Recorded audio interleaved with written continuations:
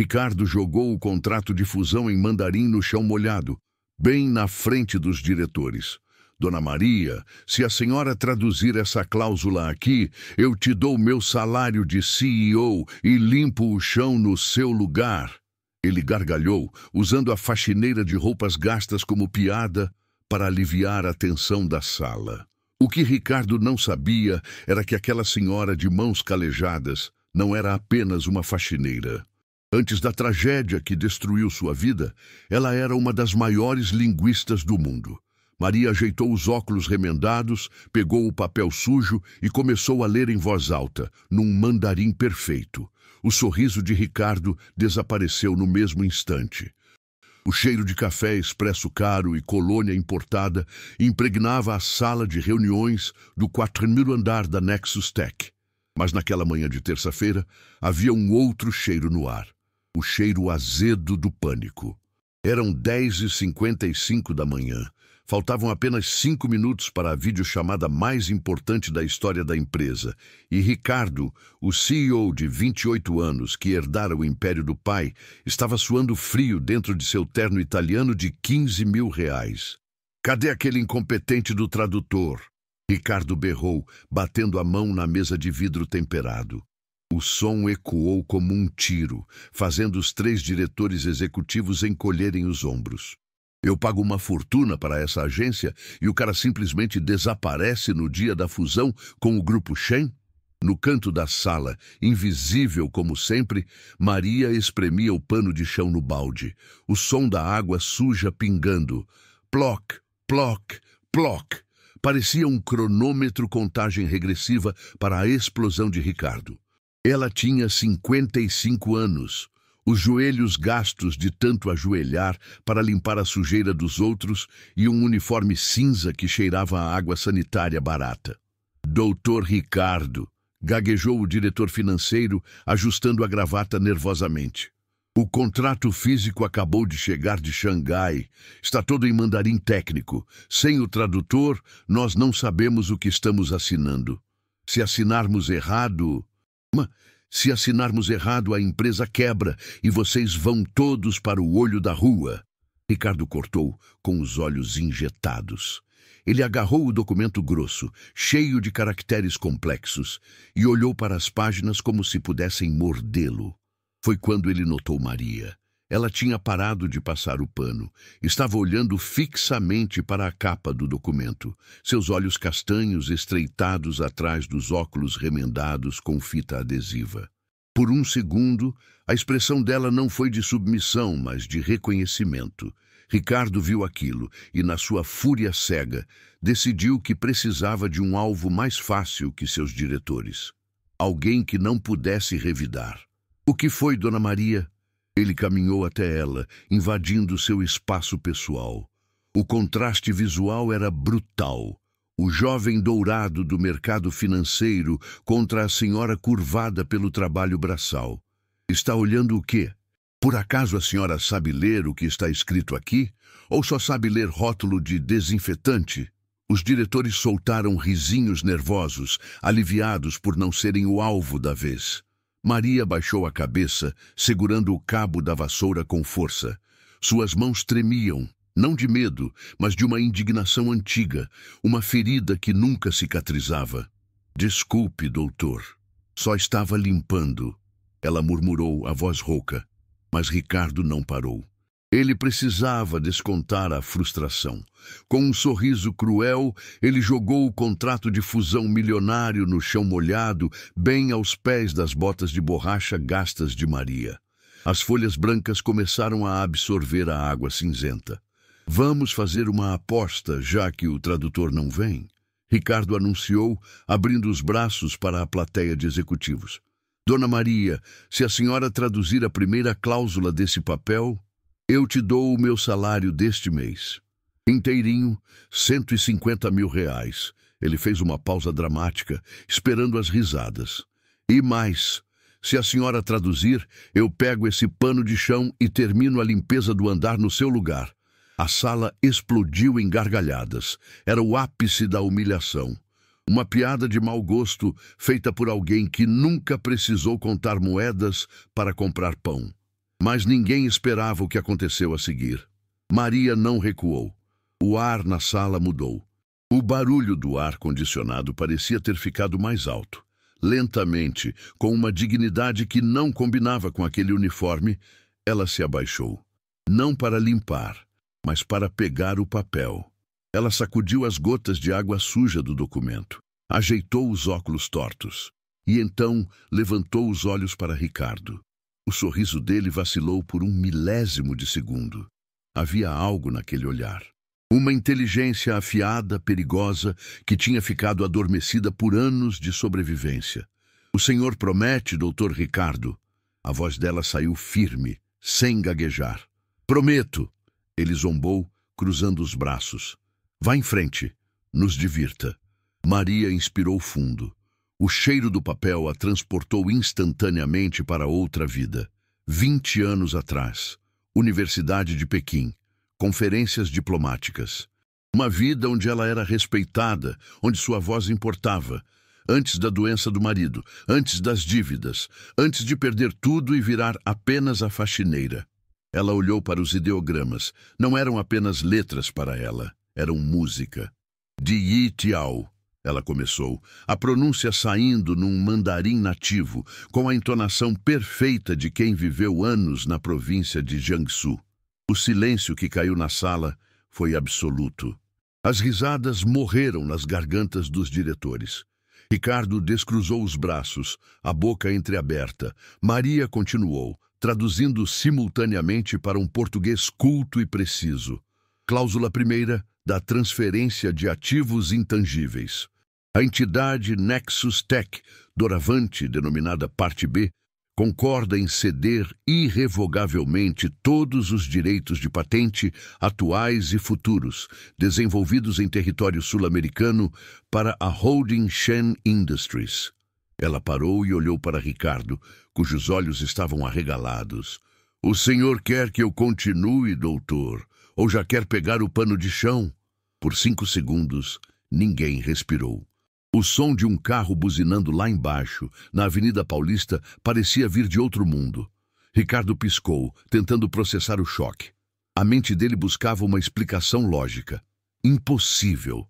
Ela é a faxineira. Ela nem terminou o ensino médio. Terminou? O preconceito gritava mais alto que a evidência diante de seus olhos. Isso é besteira. Ricardo gritou, recuperando a postura arrogante, mas com a voz falhando levemente. Ela está inventando. Decorou isso de algum filme de Kung Fu. Vocês vão acreditar na mulher que limpa as privadas? Doutor, o diretor financeiro pegou o celular pálido. Eu coloquei o áudio dela no tradutor simultâneo do Google enquanto ela falava. E daí? O Google erra. Ricardo estava desesperado para manter sua autoridade. O aplicativo deu 100% de compatibilidade, Ricardo, disse o diretor, mostrando a tela. Ela traduziu exatamente o que está escrito, palavra por palavra. Ricardo olhou para Maria como se ela fosse uma alienígena. A invisível, de repente, ocupava todo o espaço da sala. Quem é você?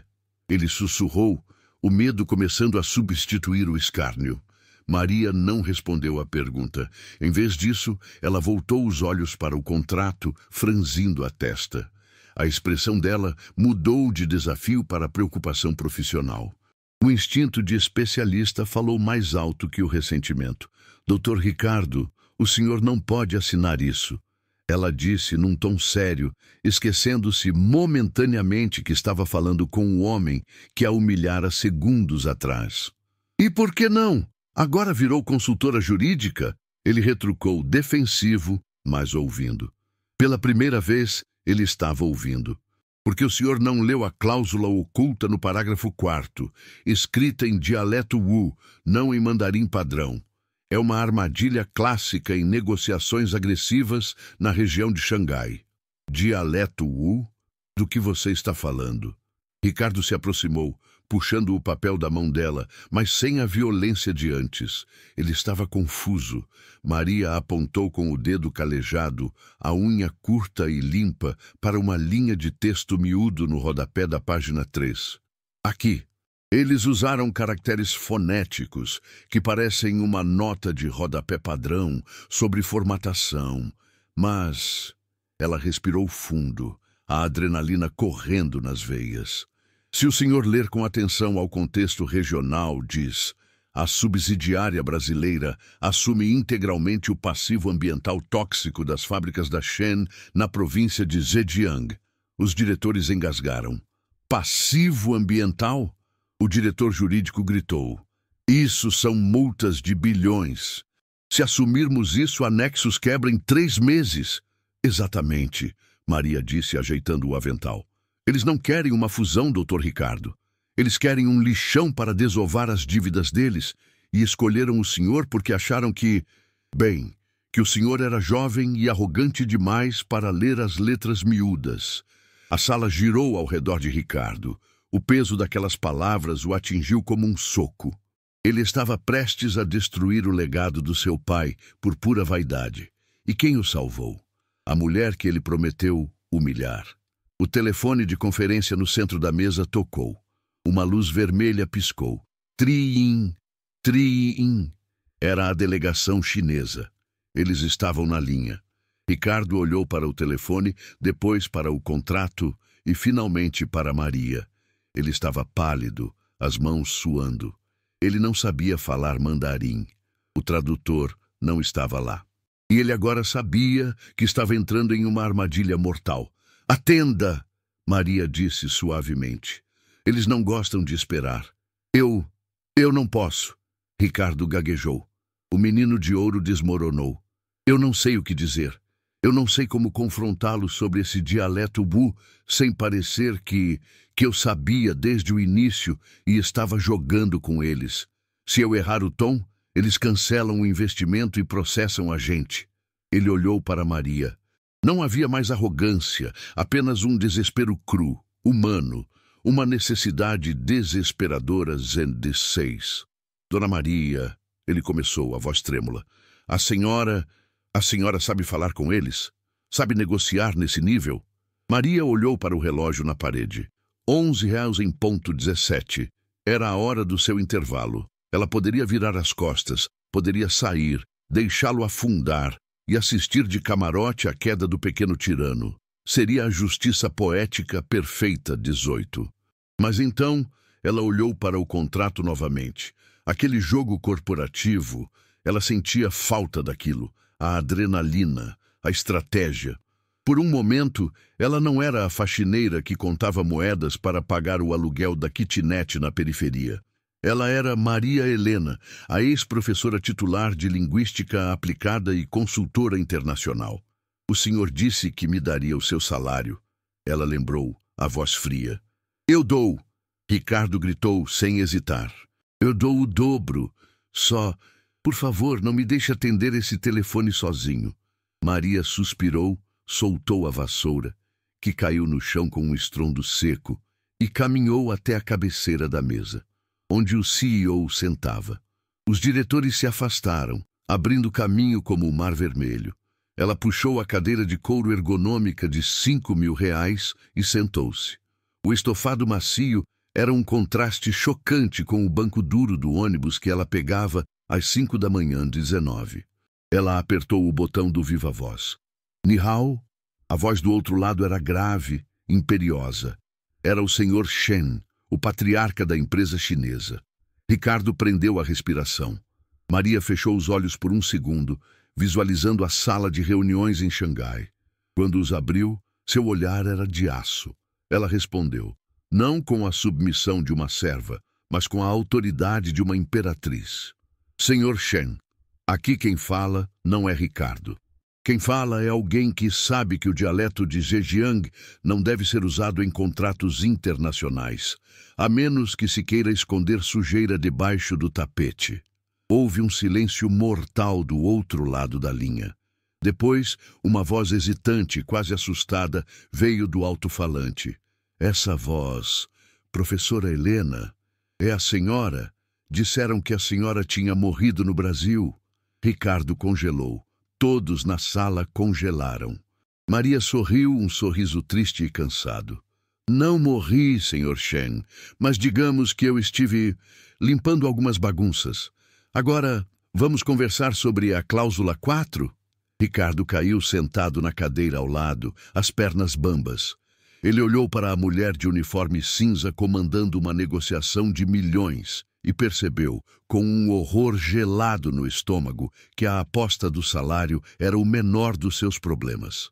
Ele acabara de descobrir que a faxineira era, na verdade, uma lenda que todos achavam estar morta. E agora ele estava em dívida com ela. O que Ricardo não sabia era que o passado de professora Helena escondia segredos muito mais sombrios do que uma carreira acadêmica. E que ao trazer essa mulher de volta à luz, ele poderia ter colocado um alvo nas costas dos 220. A sala de reuniões estava em um silêncio tão profundo que era possível ouvir o zumbido da eletricidade nas lâmpadas. Maria, ou Helena, como o homem mais poderoso da China acabara de chamá-la, não olhou para Ricardo. Ela manteve os olhos fixos no telefone de conferência, seus dedos tamborilando levemente na mesa de mogno. Um ritmo calmo que contrastava violentamente com o caos emocional ao seu redor. Sr. Shen, ela disse em mandarim, com uma firmeza que fez o tradutor automático do celular do diretor financeiro piscar freneticamente. Seu erro de tradução quase custou a reputação da sua família. Em outros tempos, isso seria considerado uma declaração de guerra comercial. A voz do bilionário do outro lado da linha tremeu. Professora, eu juro pela honra dos meus ancestrais, foi um descuido dos advogados júnior. Nós vamos remover a cláusula tóxica. Vamos triplicar o investimento inicial como compensação. Por favor, apenas não mencione isso ao Conselho Global. Ricardo assistia à cena de boca aberta. Ele, o CEO, o dono da caneta, era agora um espectador em sua própria empresa. A mulher que até 10 minutos atrás estava limpando as sobras de biscoito do chão, estava agora extorquindo, com elegância diplomática, o homem que Ricardo temia. Triplicar o investimento, Maria repetiu, traduzindo para o português para que todos na sala entendessem. Ela olhou para Ricardo. O que o senhor acha, doutor? Triplicar parece justo para o senhor? Ricardo tentou falar, mas sua garganta estava seca. Ele apenas assentiu, atordoado. Fechado, Sr. Shen, Maria sentenciou. Envie o novo contrato em 1 hora, em mandarim padrão. E Shen, eu ainda leio as entrelinhas. Ela desligou. O clique do fim da chamada soou como um tiro. Maria recostou-se na cadeira de couro, tirou os óculos remendados e esfregou os olhos. De repente, ela parecia exausta. A postura de imperatriz desmoronou levemente, revelando a mulher cansada por trás da armadura. Quem? Ricardo começou, sua voz saindo fraca, irreconhecível. Ele pigarreou, tentando recuperar um pingo de autoridade. Quem é você, de verdade? E não me venha com Dona Maria da Limpeza. O Sr. Shen achou que você estava morta. Por quê? Maria suspirou, levantando-se devagar. Ela pegou sua vassoura do chão. O gesto simples foi chocante. Ver aquela negociadora implacável segurando uma vassoura velha parecia um erro na Matrix. O contrato está salvo, doutor. O senhor manteve sua empresa, ela disse, caminhando em direção à porta. Agora, se me der licença, tenho que terminar o banheiro do 308º andar antes do almoço. Você não vai a lugar nenhum, Ricardo gritou, a curiosidade queimando mais forte que o orgulho. Ele bloqueou a porta. Segurança! Ninguém sai! Ele se virou para o diretor de RH, que estava encolhido num canto. Traga a ficha dela. Agora! Eu quero saber quem eu contratei. Quero saber quem é. Professora Helena. Maria parou. Ela não tentou fugir. Apenas baixou a cabeça, apertando o cabo da vassoura até os nós dos dedos ficarem brancos. Não faça isso, menino, ela sussurrou. Havia um tom maternal, quase doloroso na voz dela. Você não vai gostar do que vai encontrar. Deixe os fantasmas dormirem. Traga a ficha, Ricardo ordenou, ignorando o aviso. 10 minutos depois, o tablet com o arquivo digital de pessoal estava nas mãos trêmulas de Ricardo. Ele deslizou o dedo pela tela, esperando encontrar diplomas, prêmios, um histórico corporativo brilhante. Mas o que ele encontrou o fez franzir a testa. Isso está errado, Ricardo murmurou. Aqui diz Maria Helena dos Santos. Ensino fundamental incompleto. Experiência anterior, copeira, auxiliar de serviços gerais, catadora de recicláveis. Não tem nada antes de 2018. Ele olhou para ela. Onde você estava antes de 2018? Maria permaneceu em silêncio. Onde? Ele insistiu. Foi o diretor financeiro, o mesmo que usara o Google Tradutor, quem quebrou o silêncio. Ele estava com o notebook aberto, digitando freneticamente. Ricardo, o diretor chamou com a voz lívida. Esqueça a ficha do RH. A ficha dela é falsa. Eu joguei o nome Helena, cruzado com negociações China e morte, no banco de dados de notícias antigas. Ele virou o notebook para Ricardo. Na tela, uma manchete de jornal de 15 anos atrás. A foto era granulada, mas inconfundível. Uma mulher mais jovem, elegante, vestindo um terninho de seda, apertando a mão de um presidente asiático. Ao lado dela, na mesma foto, estava um homem que Ricardo conhecia muito bem. O próprio pai dele, o fundador da Nexus, falecido há 2 anos. A manchete gritava: o mistério de Helena Vaz, a gênio da diplomacia que desapareceu após o acidente da TechCorp. Ricardo sentiu o sangue gelar. Helena Vaz? Ele leu em voz alta. A mulher que escreveu o Tratado de Comércio Brasil-China? A mulher que meu pai dizia que era a mente mais brilhante que ele já conheceu? Ele olhou da tela para a faxineira. A ficha caiu com o peso de uma bigorna. Meu pai disse que você morreu num acidente de avião. Foi o que contaram para a imprensa. Foi o que precisaram contar. Maria disse, a voz finalmente quebrando. Uma lágrima solitária escapou, traçando um caminho limpo em seu rosto sujo de fuligem, para que eu pudesse continuar viva e para que a empresa do seu pai não fosse destruída. A sala girou. A narrativa oficial, a história que Ricardo conhecia sobre a fundação do império que ele herdara, estava desmoronando. Explique, Ricardo exigiu, mas agora não havia raiva, havia medo. Maria caminhou até a janela de vidro, olhando para a cidade de São Paulo lá embaixo. Eu não era apenas uma tradutora, Ricardo. Eu era a sócia oculta do seu pai. Nós construímos as pontes que permitiram a Nexus existir. Mas quando descobrimos o esquema de lavagem de dinheiro do cartel Shen, o mesmo Shen que você quase enriqueceu hoje, alguém precisava pagar o preço.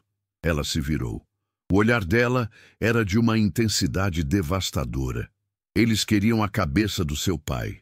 Se ele caísse, a empresa caía e milhares de famílias ficariam sem emprego. Eu fiz uma escolha. Assumi a culpa por um desvio que não cometi. Fui processada, perdi minha licença, meus bens foram confiscados, minha reputação foi para o lixo. E para garantir que eles não viessem atrás do meu filho, eu forjei minha morte e virei um fantasma. Um murmúrio de choque percorreu a sala. Seu filho? Ricardo perguntou. Sim, ela sorriu tristemente. Ele precisava de tratamento médico caro na época. Seu pai prometeu que cuidaria dele se eu sumisse. Ele cumpriu a promessa. Pagou o tratamento, mas eu nunca mais pude ver meu menino. Tive que virar Maria, a faxineira analfabeta, para que ninguém ligasse os pontos. Ricardo caiu sentado na cadeira. Ele olhou para as próprias mãos. Mãos macias que nunca trabalharam duro. Mãos que herdaram um império construído sobre o sacrifício daquela mulher que ele humilhara por diversão. A crueldade de sua aposta inicial voltou para assombrá-lo. Te dou o meu salário e limpo o chão no seu lugar. Ele havia zombado da mulher que salvou a vida do pai dele, da mulher que salvou a empresa dele 2 vezes. Uma vez no passado, com a própria vida, e outra hoje, com a própria dignidade. O silêncio na sala era pesado, carregado de culpa coletiva. Todos ali a ignoravam todos os dias. Todos passavam por ela sem dizer bom dia. Ela era parte da mobília, e ela era maior que todos eles juntos. Ricardo levantou-se lentamente. Ele tirou o paletó de 15 mil reais e o jogou sobre a mesa. Desabotoou as abotoaduras de ouro. Dobrou as mangas da camisa branca impecável. Doutor? O diretor jurídico perguntou confuso. Ricardo não respondeu. Ele caminhou até Maria. Não, até Helena. Ele parou na frente dela. Pela primeira vez, ele olhou para ela de baixo para cima, mesmo sendo mais alto. A estatura moral dela era gigantesca. Eu perdi a aposta, Ricardo disse, a voz embargada. Ele pegou o celular e abriu o aplicativo do banco. Digitou freneticamente. Ping. O celular velho de Maria, guardado no bolso do avental, vibrou. 150 mil reais, transferidos. É o meu salário, Ricardo disse. Mas isso não paga nem um dia do que você perdeu por nós. Maria olhou para o celular incrédula. Era mais dinheiro do que ela tinha visto em 10 anos. Ricardo, eu não fiz isso pelo dinheiro, ela começou. Eu sei, ele a interrompeu. É por isso que você merece. Então Ricardo fez o impensável. Ele se ajoelhou. Na frente de toda a diretoria, o CEO arrogante ajoelhou-se no chão de carpete. Ele estendeu a mão e pegou o pano de chão úmido que Maria segurava. E a segunda parte da aposta, ele disse, olhando nos olhos dela. Eu disse que limparia o chão. Levante-se, menino. Isso é ridículo. Maria tentou puxá-lo, envergonhada. Não, Ricardo insistiu, começando a esfregar uma mancha de café no carpete. Os movimentos eram desajeitados, patéticos, mas carregados de uma humildade recém-descoberta. Eu preciso fazer isso. Eu preciso entender. Nem que seja por 5 minutos. O que eu fiz você passar. Os diretores assistiam, estupefatos. Ninguém ousava rir. A cena não era cômica. Era solene. Era um rito de passagem. Um menino mimado estava morrendo e um homem estava tentando nascer ali, de joelhos, esfregando o chão ao lado da mulher que ele desprezara. Maria olhou para ele e a dureza em seu rosto suavizou. Ela viu pela primeira vez um traço do pai dele no rosto de Ricardo. Não a arrogância, mas a capacidade de reconhecer um erro. Está bom, Ricardo, ela disse suavemente, tocando no ombro dele após alguns minutos. Você já sujou a calça o suficiente. Levante-se. Temos problemas maiores agora. Ricardo parou, ofegante e suado. Ele se levantou, olhando para a mancha no joelho da calça cara. Ele não se importava. Que problemas? O contrato foi assinado. Shane vai mandar o dinheiro. Maria balançou a cabeça e a sombra de medo voltou aos seus olhos. Shane sabe que estou viva agora. Ele reconheceu minha voz. Em 2005, ele prometeu que se eu reaparecesse, ele terminaria o serviço. Ricardo franziu a testa, a proteção instintiva aflorando. Ele está na China, você está no Brasil. Ele não pode tocar em você aqui, dentro da minha empresa. Maria riu, um som seco e sem humor. Ela caminhou até a janela e apontou para a rua. Você acha? Olhe lá embaixo. Ricardo aproximou-se do vidro. 39 andares abaixo, na entrada do prédio da Nexus, um carro preto sedã estava parado em local proibido. 2 homens de terno escuro estavam do lado de fora, olhando para cima. Não olhavam para o prédio em geral. Pareciam olhar exatamente para a janela deles. Eles já estavam seguindo o rastro. Maria sussurrou. Minha tradução hoje só confirmou. Eu não salvei a empresa, Ricardo. Eu acabei de trazer a guerra para dentro dela. Ricardo sentiu um arrepio na espinha. A realidade de espionagem industrial e perigo real, que ele só via em filmes, estava estacionada na sua porta. Ele olhou para a faxineira. Então vamos lutar, Ricardo disse. E dessa vez, sua voz tinha o peso de um verdadeiro CEO. Você cuidou do meu pai. Você cuidou desta empresa. Agora a Nexus vai cuidar de você. Dona Helena, a senhora está recontratada. E não é para limpar banheiros. Maria olhou para ele surpresa. Como o quê? Como minha consultora estratégica de crise, Ricardo declarou. E nosso primeiro trabalho é sair desse prédio vivos hoje à noite. O sol estava se pondo sobre São Paulo, tingindo o céu de um laranja sangrento que parecia refletir o perigo estacionado 39 andares abaixo. Na sala da presidência, as luzes estavam apagadas. Apenas o brilho da cidade iluminava o rosto de Helena, não mais Maria, a faxineira, mas ainda não totalmente a diplomata que um dia fora. Ricardo trancou a porta dupla do escritório. O clique da fechadura ecoou no silêncio pesado. Eles entraram no saguão, Ricardo disse, olhando o monitor das câmeras de segurança em seu celular. A segurança da portaria não vai segurá-los por muito tempo. Temos talvez 20 minutos antes que cheguem a este andar. Helena estava parada diante de um espelho decorativo na parede. Ela tocou o próprio reflexo. O uniforme cinza, o cabelo preso num coque severo, as rugas profundas cavadas por anos de produtos químicos e tristeza. Mas por um instante o espelho lhe devolveu outra imagem. Uma mulher de 30 e poucos anos, vestida em seda, com olhos brilhantes de ambição e esperança. Engraçado, ela sussurrou, a voz embargada pela nostalgia. Eu ajudei a projetar esta sala. Eu escolhi essa mesa de mogno. Eu disse ao seu pai, Alberto, precisamos de uma mesa grande, porque o mundo vai ficar pequeno para nós. Ela passou a mão pela madeira da mesa que limpava todas as manhãs. Dessa vez, o toque não era de servidão, mas de posse perdida.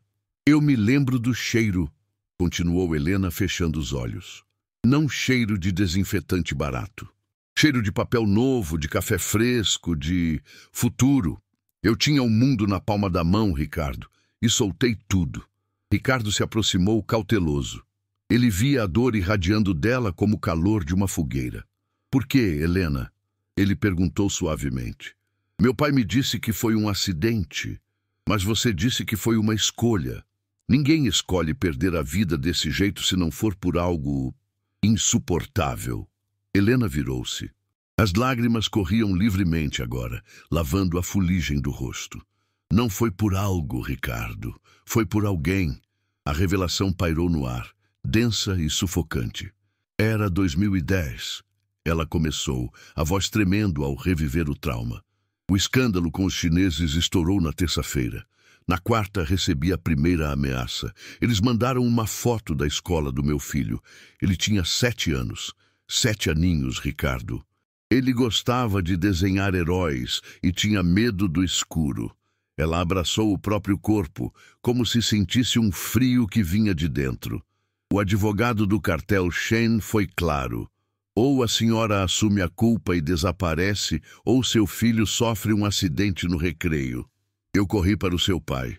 Alberto estava desesperado. A empresa estava sangrando. Nós fizemos um pacto naquela noite chuvosa. Ricardo sentou-se na beira da mesa, hipnotizado pelo horror da história. O pacto, ele murmurou. Eu assumiria o desvio de dinheiro. Eu me tornaria a vilã nacional. Em troca, seu pai usaria os contatos dele para forjar minha morte num acidente de teco-teco no interior do Mato Grosso e mandaria meu filho para um internato na Suíça, longe de tudo, com uma nova identidade.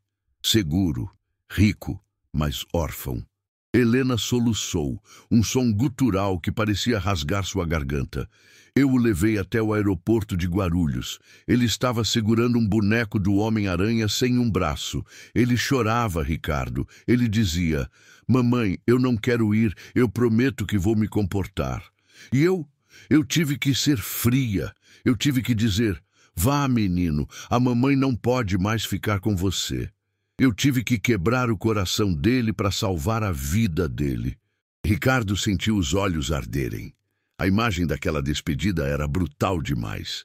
Eu vi o avião decolar, Helena sussurrou. E naquele momento, Helena Vaz morreu. Só sobrou a Maria. A Maria que limpa o chão para não ter tempo de pensar. A Maria que não se permite ter esperança, porque a esperança dói. O silêncio que se seguiu foi interrompido pelo som abafado do elevador subindo. Ding! Eles estavam no 20º andar. E o seu filho? Ricardo perguntou, a voz rouca. Você nunca mais o viu? Nunca, ela respondeu, encarando o vazio. O acordo era claro, contato zero. Se eu tentasse falar com ele, o cartel saberia que eu estava viva. Seu pai me mandava fotos uma vez por ano, sem remetente, deixadas numa caixa postal. Eu vi ele crescer por fotos 3x4. Vi ele se formar. Vi ele virar um homem, mas ele deve me odiar. Ele deve achar que a mãe era uma criminosa que morreu fugindo da polícia. A dor daquela confissão atingiu Ricardo como um soco físico 3. A mulher à sua frente não era apenas uma vítima do sistema. Era uma mártir. Ela havia suportado 15 anos de humilhação, limpando privadas e sendo invisível, apenas para manter a mentira que protegia o filho. Isso é desumano, Ricardo disse, cerrando os punhos. Meu pai, ele permitiu isso? Ele deixou você viver na miséria enquanto ele construía tudo isso? Não julgue seu pai. Helena defendeu com um sorriso triste. Ele tentou me dar dinheiro. Eu recusei. Se eu tivesse dinheiro, eu seria rastreável. Se eu vivesse bem, alguém desconfiaria. A pobreza era meu disfarce, Ricardo. Ninguém olha para a faxineira. Ninguém imagina que a senhora de uniforme gasto fala 5 línguas e conhece segredos de Estado. A invisibilidade era meu escudo. Até hoje, Ricardo completou. Até eu, com minha arrogância estúpida, te arrancar das sombras. O elevador fez outro som. Ding! Treziço no andar. O pânico brilhou nos olhos de Helena. O instinto de sobrevivência, adormecido por anos, despertou misturado com um medo visceral. Não medo de morrer, mas medo de ter feito tudo aquilo em vão. Ricardo, escute, ela disse rápido, agarrando o braço dele. As mãos dela eram ásperas, mas o toque era urgente. Eles estão vindo. O Shane não quer negociar. Ele quer apagar a testemunha. E agora? Você é cúmplice. Ela olhou para a porta de serviço nos fundos da sala.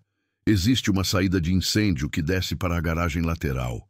O carro do lixo passa em 10 minutos. Se você for agora, consegue sair sem ser visto. Nós conseguimos, Ricardo corrigiu. Não. Helena balançou a cabeça freneticamente. Eu vou ficar, vou esperá-los. Quando eles chegarem, vou dizer que forcei você a assinar, que te enganei. Vou assumir tudo de novo. Eles vão me levar e a história acaba. Você fica seguro. A empresa fica segura. Você está louca? Ricardo gritou, segurando os ombros dela. Eles vão te matar. Eu já estou morta há 15 anos, Ricardo. Ela gritou de volta, e a frase ecoou na sala luxuosa. Minha vida acabou naquele aeroporto. Eu sou só um fantasma assombrando esse prédio. Deixe-me fazer a única coisa que sei fazer bem, proteger os outros. Vá, salve-se. Ela tentou empurrá-lo, usando uma força surpreendente para uma mulher de sua idade, impulsionada pelo desespero de mãe, transferindo aquele instinto de proteção para o filho do seu amigo. Mas Ricardo não se moveu. Ele olhou para a mulher que estava disposta a se sacrificar novamente. Ele olhou para a vassoura caída no chão, o símbolo da vida que ela foi forçada a viver. E então, olhou para o próprio reflexo no vidro escuro. Ele viu o homem fútil que era de manhã e sentiu nojo. Aquele homem havia morrido quando Maria leu a primeira frase em mandarim. Não, Ricardo disse firme. Ele segurou as mãos de Helena, impedindo-a de empurrá-lo. Você protegeu meu pai, protegeu a empresa, protegeu seu filho. Mas quem protege você, Helena? Helena parou, os olhos arregalados, vulnerável como uma criança. Ninguém lhe fazia essa pergunta há décadas. Ninguém precisa me proteger. Eu sou... Você é a pessoa mais corajosa que eu já conheci. Ricardo a interrompeu. E eu não vou deixar você se entregar para aqueles assassinos. Eu limpei o chão hoje, lembra? Eu vi o mundo do seu ponto de vista por 5 minutos. E eu não vou voltar a ser cego. O elevador parou no 40º andar. Ding! As portas do elevador de vidro se abriram no saguão externo. Passos pesados de couro contra o mármore. Eram 3 homens. Ricardo viu as silhuetas através do vidro fosco da recepção. Ele puxou Helena para longe da porta, levando-a para trás da mesa maciça de mogno. Escute, Helena, ele sussurrou, olhando nos olhos dela com uma intensidade febril. Você disse que conhece os segredos do Shen. Você disse que sabe onde os corpos estão enterrados. Sei, ela respondeu, a respiração falha. Tenho arquivos, cópias de segurança, escondidos num lugar que só eu sei. Ótimo. Ricardo sorriu, um sorriso tenso, mas determinado. Então nós não vamos fugir, e não vamos nos render, nós vamos atacar. Ele pegou o celular e abriu uma transmissão ao vivo nas redes sociais da empresa, que tinha milhões de seguidores. O dedo pairou sobre o botão Iniciar. Se eles entrarem aqui e nos matarem, vão fazer isso na frente de 2 milhões de pessoas, Ricardo disse. Você está pronta para voltar ao mundo dos vivos, professora Helena? Helena olhou para o botão vermelho na tela. Voltar significava perigo, significava que o filho saberia que ela mentiu, significava guerra. Mas então ela olhou para Ricardo. Ele não estava mais rindo dela. Ele estava disposto a morrer ao lado dela. Pela primeira vez em 15 anos, ela não estava sozinha. Uma chama antiga, que ela achava ter se apagado com as lágrimas no aeroporto, acendeu em seu peito. A chama da dignidade. Ela ajeitou os óculos remendados. Passou a mão no cabelo, soltando o coque. Os fios grisalhos caíram sobre os ombros, dando-lhe um ar selvagem e real. Ligue a câmera, doutor, ela disse, e a voz dela voltou a ter o timbre de aço da diplomata. Vamos dar um show para eles. Ricardo apertou o botão. Estamos ao vivo, ele sussurrou. No mesmo instante, a porta do escritório explodiu com um chute. Os homens de Shen entraram, armas em punho. Mas o que encontraram não foi uma faxineira encolhida e um CEO chorão. Encontraram Ricardo sentado na mesa, segurando o celular como uma arma, e Helena Vaz, de pé ao lado dele, com os braços cruzados e um olhar que poderia cortar vidro. Boa noite, Brasil! Ricardo gritou para o celular com um sorriso maníaco. Eu sou Ricardo, CEO da Nexus, e esta é minha nova sócia. E nós temos uma história incrível sobre a máfia chinesa para contar para vocês agora mesmo. Os homens pararam, cegados pela luz da verdade, que estava sendo transmitida para o mundo todo. Helena olhou para a câmera. Ela sabia que, em algum lugar, talvez na Suíça, talvez no Brasil, seu filho poderia ver aquele rosto. A luz vermelha de ao vivo na tela do celular piscava como um batimento cardíaco acelerado. Naquele momento, não eram apenas Ricardo e Helena naquela sala. Eram eles e 2,3 milhões de brasileiros assistindo em tempo real. Os 3 homens de terno preto recuaram, cobrindo os rostos com as mãos. Matar uma faxineira num beco escuro era limpeza de arquivo. Matar um CEO e uma senhora ao vivo no Instagram era suicídio midiático. Vocês estão vendo isso? Ricardo gritava para a câmera, a adrenalina fazendo sua voz falhar. Se a transmissão cair, se nós desaparecermos, a culpa é do Grupo Shen. Compartilhem, tirem print.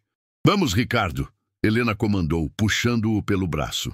Ela não o levou para o elevador privativo, onde certamente haveria uma emboscada.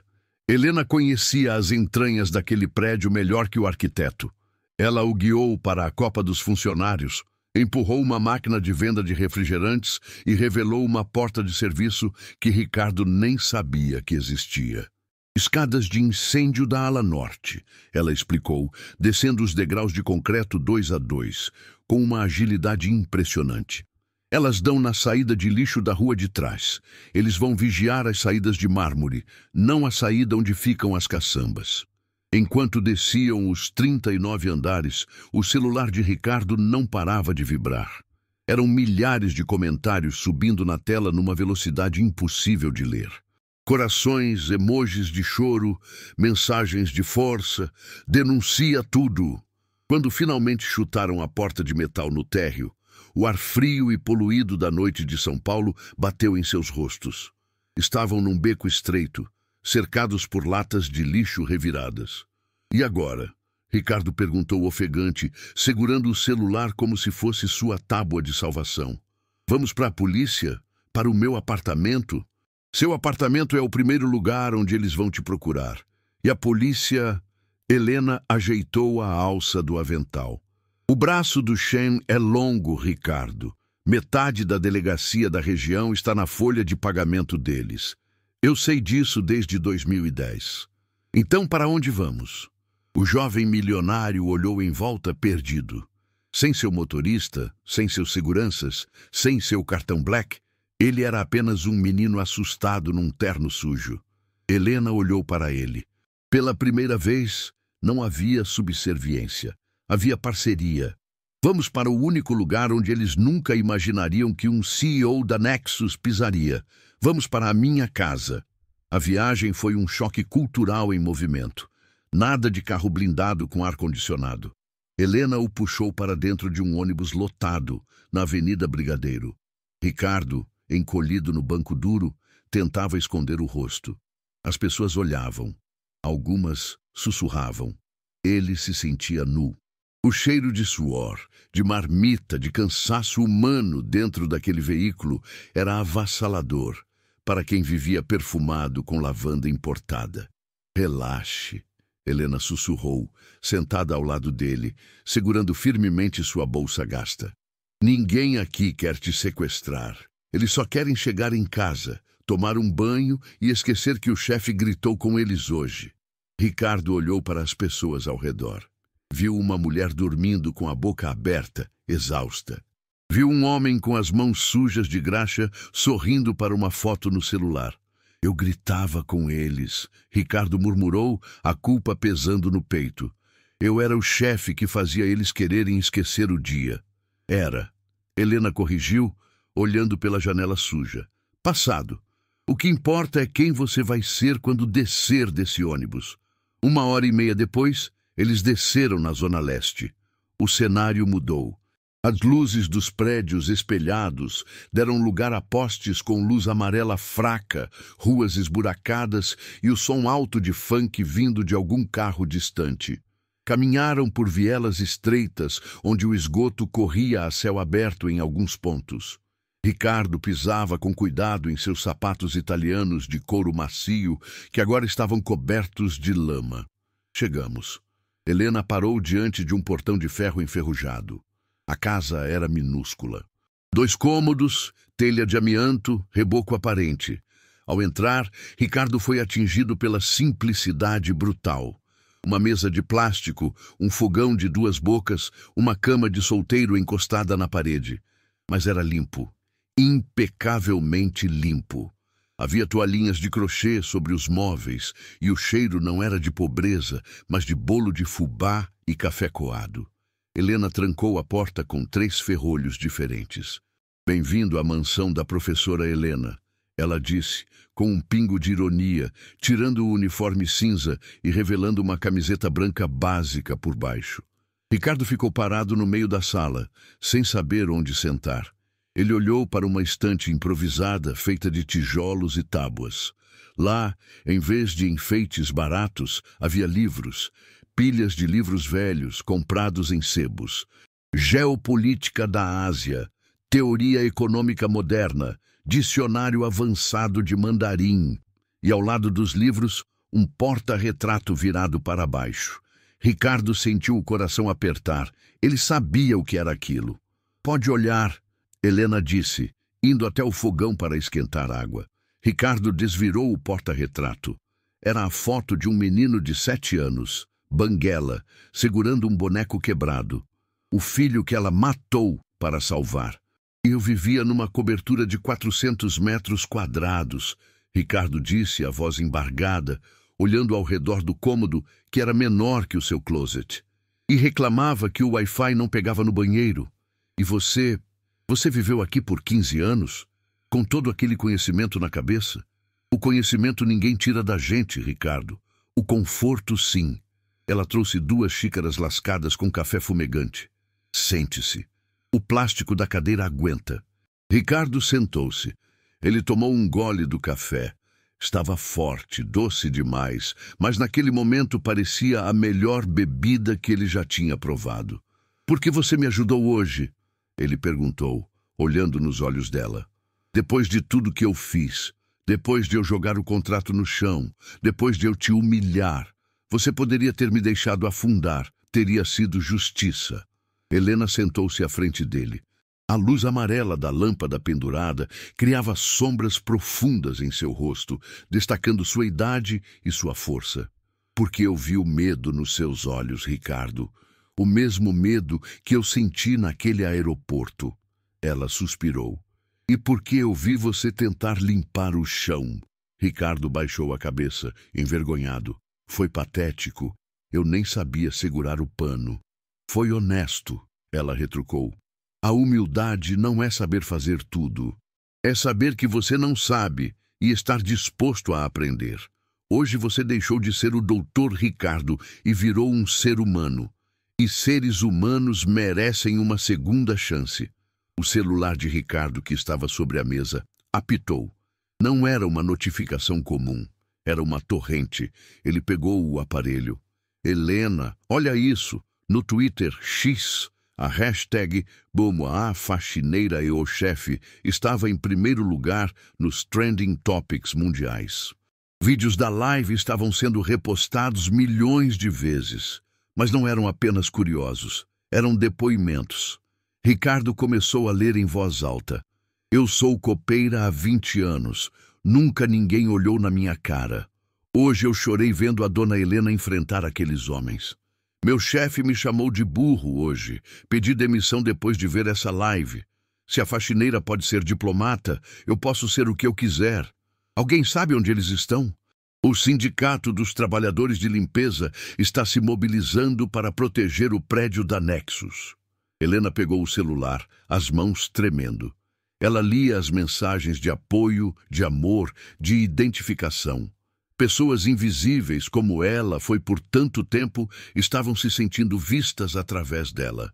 "Eles não estão vendo uma diplomata, Ricardo," ela disse, com lágrimas nos olhos. "Eles estão vendo a dignidade deles sendo devolvida. Eles estão vendo uma líder," Ricardo corrigiu. "E eu também." Ele se levantou, a energia voltando ao corpo. O medo dos assassinos tinha sido substituído por algo muito mais poderoso. Propósito. "Nós não podemos ficar aqui escondidos, Helena.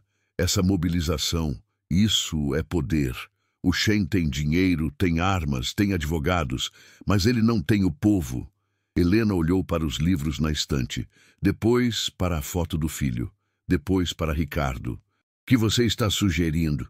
Amanhã de manhã, a Bolsa de Valores abre às 10 horas. As ações da Nexus vão despencar com esse escândalo. O conselho vai tentar me destituir e colocar um fantoche do Shen no lugar para abafar tudo." Ricardo começou a andar de um lado para o outro no pequeno cômodo, gesticulando. O estrategista brilhante que existia dentro dele, sufocado pela arrogância, estava finalmente acordando, agora guiado por uma bússola moral. "Nós vamos lá," Ricardo disse. "Não para fugir. Nós vamos entrar pela porta da frente. Com a imprensa, com o sindicato, com todo mundo. E você vai apresentar o dossiê que tem guardado. É perigoso, Ricardo. Se falharmos, acabamos presos ou mortos. Nós já somos alvos, Helena. A única saída é o ataque." Ele parou na frente dela e estendeu a mão. "Você disse que era minha consultora estratégica. Aceita o plano?" Helena olhou para a mão estendida. A mão do filho do homem que ela amou e respeitou. A mão do menino que cresceu torto, mas que estava tentando se endireitar. Ela apertou a mão dele. O aperto dela era firme, calejado e quente. "Aceito, mas com uma condição." "Qual?" "Você nunca mais vai deixar ninguém tratar um funcionário da sua empresa como invisível. Do porteiro ao diretor. Todos têm nome. Todos têm história." "O prometo," Ricardo disse sério. "Palavra de faxineiro substituto." Helena riu. Foi a primeira vez que ela riu de verdade, com leveza, em anos. "Então vá dormir, menino. Você vai dormir no chão porque a cama é minha e minhas costas não aguentam colchonete.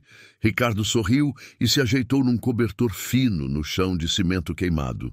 Enquanto tentava dormir ao som dos cachorros latindo na rua e da chuva começando a cair no telhado de zinco, Ricardo percebeu que nunca tinha se sentido tão em paz numa cama king size de algodão egípcio. Ele tinha perdido seu conforto, mas tinha encontrado sua alma. No dia seguinte, 0800 da manhã, a frente do prédio da Nexus Tech na Avenida Paulista estava irreconhecível. Não havia apenas carros de polícia, havia uma multidão. Milhares de pessoas, trabalhadores com uniformes de limpeza, estudantes, curiosos, gente segurando vassouras como se fossem bandeiras. Quando o táxi parou, Ricardo não tinha dinheiro para Uber Black. Usaram o troco do pão de Helena. E eles desceram. O barulho foi ensurdecedor. Ricardo estava com o mesmo terno sujo e amassado. Helena estava com seu melhor terninho, uma peça de 1990 que cheirava a naftalina, mas que caía nela com uma elegância real. Eles caminharam em direção à entrada. Os seguranças da empresa, confusos, tentaram barrar. "Saiam da frente!" gritou uma senhora da limpeza que estava na multidão. "Deixem a dona Helena passar!" Os seguranças olharam para a multidão. Olharam para Ricardo, seu chefe, e para Helena, a lenda viva. Eles baixaram as barreiras. Mas antes que pudessem entrar no saguão para a batalha final na sala do conselho, um homem jovem, de cerca de 25 anos, rompeu o cordão de isolamento. Ele vestia um casaco caro, estilo europeu, e tinha uma expressão de choque absoluto.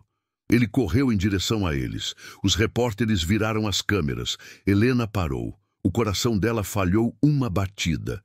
Ela conhecia aqueles olhos. Eram os mesmos olhos que ela via no espelho todas as manhãs. "Mãe?" O rapaz sussurrou, a voz quebrada pelo choro contido. O tempo parou. A multidão silenciou. Helena, a mulher de ferro, a diplomata, a faxineira guerreira, desmoronou. Seus joelhos cederam, mas o rapaz a segurou antes que ela caísse. "Gabriel?" Ela soluçou, tocando o rosto dele como se fosse uma miragem. Você deveria estar na Suíça." "Eu vi a live." Ele chorava, abraçando-a com força desesperada. "Eu vi você enfrentando eles. Eu peguei o primeiro voo. Eles me disseram que você tinha morrido num acidente. Eles mentiram para mim a vida toda." Ricardo assistiu à cena, as lágrimas escorrendo pelo rosto sujo.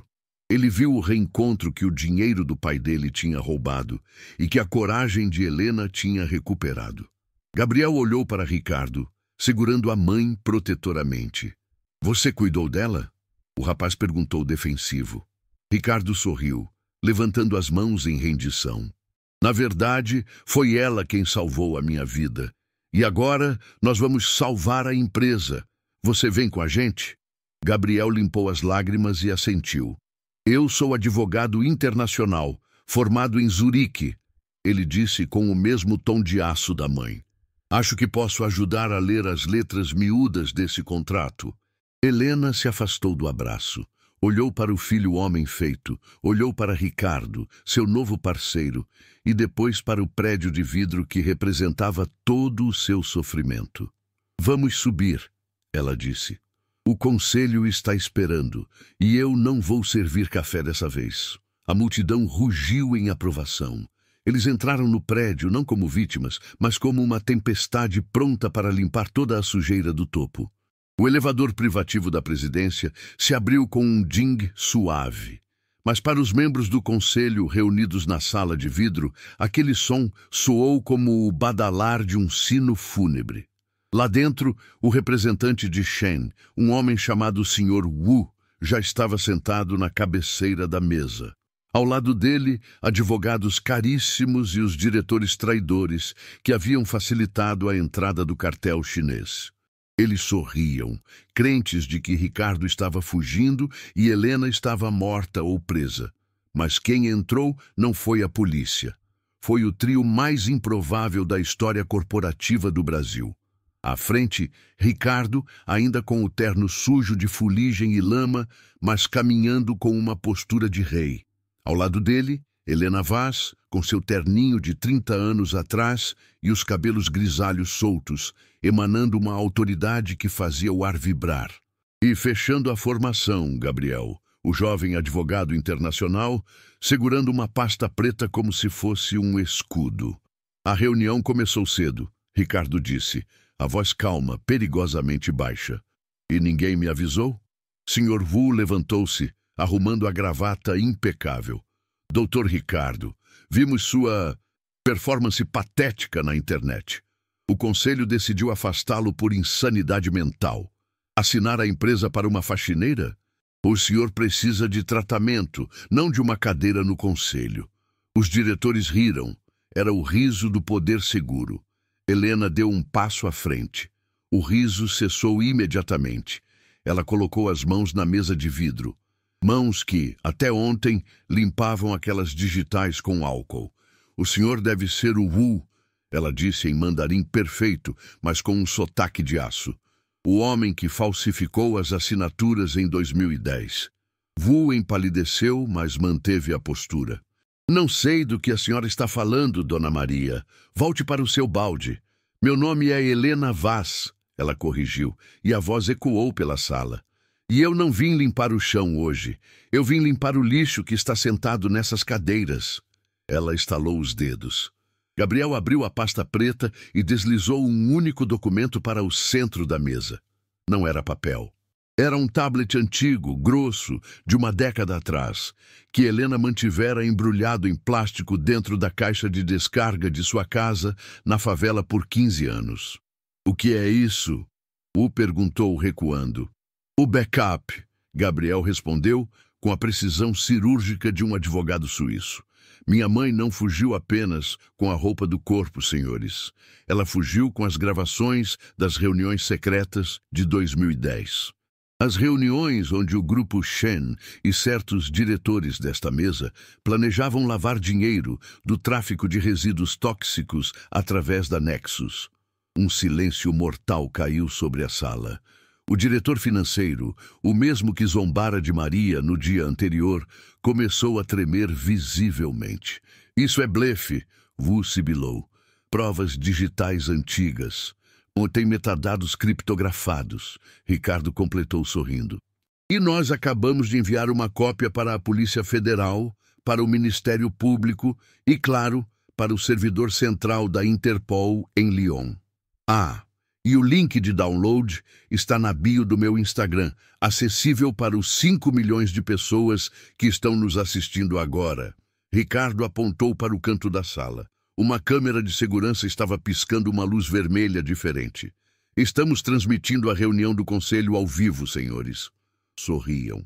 O Brasil inteiro está vendo a cara da corrupção. O caos se instalou. Telefones começaram a tocar freneticamente. Advogados fecharam seus laptops. Wu tentou sair pela porta lateral, mas deu de cara com a equipe de limpeza do prédio. 20 homens e mulheres de uniforme, liderados pela amiga de Helena, Dona Cida, bloqueando a saída com carrinhos de lixo. Onde o senhor pensa que vai, doutor? Cida perguntou, cruzando os braços. A gente ainda não terminou de passar o pano. Pela primeira vez na história, os invisíveis eram os guardiões da justiça. 3 meses depois. O saguão da Nexus Tech não parecia mais um mausoléu de mármore frio. Havia vida, havia cor. No lugar da antiga recepção intimidante, havia uma placa de bronze polido na parede principal. Centro de Inovação Helena Vaz, onde todo talento é visível. Ricardo caminhava pelo corredor, mas não mais com a pressa arrogante de antes. Ele parava, cumprimentava. Sabia o nome do novo segurança, seu Jorge, e perguntava sobre a filha da recepcionista. Ele entrou na sala da presidência. A mesa de mogno ainda estava lá, mas a cadeira principal estava vazia. Ricardo preferia sentar numa mesa redonda de reuniões, onde todos ficavam na mesma altura. Helena estava lá, assinando papéis. Ela não usava mais uniforme, nem terninhos velhos. Usava uma blusa de seda azul marinho, elegante e moderna, que realçava a beleza de sua idade. O relatório da fundação acabou de sair, Helena disse, sem tirar os olhos dos documentos. O programa de bolsas para funcionários operacionais já tem 300 inscritos. Descobrimos que o porteiro da noite é um matemático autodidata e que a moça do café está no 3º ano de direito. Estamos pagando os estudos? Ricardo perguntou, servindo-se de café. Ele mesmo, sem pedir para ninguém. Integralmente e com garantia de contratação na área após a formatura. Helena sorriu, tirando os óculos para olhar para ele. A produtividade da empresa subiu 40% desde que paramos de tratar as pessoas como robôs, Ricardo. Quem diria que dignidade dá lucro, não é? Ricardo riu. O mercado financeiro chama de efeito Helena. As ações triplicaram. O grupo Shen foi desmantelado na Ásia e a Nexus virou referência mundial em governança ética. Mas o sorriso de Ricardo murchou um pouco. E o Gabriel... Helena suspirou, mas era um suspiro de paz, não de dor. Ele voltou para Zurique ontem. Ele tem um escritório lá, mas... Ela apontou para uma moldura digital na mesa. A foto mostrava Helena e Gabriel num almoço de domingo, rindo, com a boca suja de molho de tomate. Ele vem passar o Natal. E nós falamos por vídeo toda noite. Estamos nos conhecendo de novo, Ricardo. Ele descobriu que a mãe dele não sabe cozinhar nada além de bolo de fubá. E eu descobri que ele ainda dorme com uma luzinha acesa. Estamos recuperando o tempo perdido. Ricardo assentiu emocionado. Você recuperou muito mais do que tempo, Helena. Nesse momento, o interfone tocou. Dona Helena, era a voz da recepcionista. Tem uma entrega para a senhora. É estranho. Disseram que é pessoal. Pode deixar subir. Minutos depois, a porta se abriu. Não era um entregador comum. Era um grupo de 5 pessoas. Eram faxineiros, copeiras e porteiros de outras empresas da Avenida Paulista. Eles entraram tímidos, segurando um objeto comprido embrulhado em papel dourado. Um senhor de cabelos brancos, com o uniforme de uma empresa vizinha, deu um passo à frente. Dona Helena... Ele começou tirando o boné em sinal de respeito. A senhora não nos conhece, mas nós conhecemos a senhora. Nós vimos o vídeo. Nós vimos o que a senhora fez. Ele olhou para os colegas, buscando coragem. Por anos, a gente achou que nosso trabalho não valia nada, que a gente era só a sujeira que a gente limpava. Mas quando a senhora sentou naquela cadeira e falou mandarim, quando a senhora peitou os poderosos... A senhora levantou a cabeça de todos nós. O homem estendeu o pacote dourado. Nós fizemos uma vaquinha. É simples, mas é de coração. Helena levantou-se, os olhos cheios de lágrimas. Ela pegou o pacote e rasgou o papel. Dentro havia uma vassoura, mas não uma vassoura comum. O cabo tinha sido lixado, envernizado e pintado de dourado. As cerdas eram novas e macias. E no cabo havia uma placa de metal gravada à mão. Para a nossa diplomata. Obrigado por limpar nossos caminhos. Helena Vaz, a mulher que negociou acordos internacionais de bilhões, a mulher que derrubou um cartel mafioso, segurou aquela vassoura como se fosse um Oscar. Ela abraçou o senhor, sujando a blusa de seda com a poeira do uniforme dele, e não se importou nem um pouco. Obrigada. Ela sussurrou. Esse é o maior prêmio da minha carreira. Ricardo assistia do canto encostado na parede. Ele tirou uma foto mental daquele momento. A ex-faxineira sendo coroada pelos seus pares. Ele pegou o celular. A notificação do Twitter ainda pipocava. A história da faxineira CEO vai virar filme. Nexus Tech anuncia lucro recorde e divide bônus com faxineiros. Aprenda mandarim, cursos online esgotados após vídeo viral de Helena Vaz. Ricardo guardou o celular. Ele não precisava mais de likes. Ele tinha algo real. Ele caminhou até a grande janela de vidro que dava para a cidade. O sol estava se pondo, o mesmo sol que parecia sangrento no dia do cerco, agora banhava São Paulo em ouro. Helena se aproximou dele, segurando sua vassoura de ouro. "No que está pensando, sócio?" ela perguntou. "Estou pensando no contrato", Ricardo respondeu. "Qual contrato?" "Aquele com os chineses já foi refeito." "Não, o nosso contrato." Ricardo virou-se para ela. "Lembra da aposta? Te dou meu salário se traduzir isso." "Lembro. Você pagou 150 mil. Usei para abrir a fundação." "Sim, mas a segunda parte..." Ricardo sorriu, um sorriso travesso. "Eu limpo o chão no seu lugar. Eu limpei aquele dia, mas foi só uma mancha. Tecnicamente, eu ainda te devo algumas horas de faxina." Helena gargalhou. "Você quer limpar o chão, Ricardo?" "Não, mas eu quero saber. O que está escrito no chão?" Ricardo apontou para baixo. Lá na rua, na calçada em frente ao prédio, alguém tinha pichado com tinta branca durante a noite, em letras garrafais que podiam ser vistas do quarto vez do andar. "Respeite quem te serve. Você não sabe quem eles são." "É um bom lembrete", Helena disse. "É o nosso lema agora", Ricardo concluiu. Ele passou o braço pelos ombros dela. Mãe e filho, sócios, amigos, eram mais que isso. Eram sobreviventes que curaram um ao outro. "Vamos, dona Helena", Ricardo disse. "Temos uma reunião com o presidente da República amanhã sobre a nova lei trabalhista. E acho que você precisa me ensinar algumas frases em mandarim antes disso. Só se você prometer lavar as xícaras do café depois." "Fechado." Eles saíram da sala, rindo, deixando a porta aberta. A luz do corredor iluminou a vassoura de ouro encostada na mesa de mogno, um monumento silencioso à verdade que eles descobriram juntos. Não existem pessoas invisíveis. Existem apenas pessoas cegas. E às vezes é preciso uma faxineira para limpar os olhos do mundo.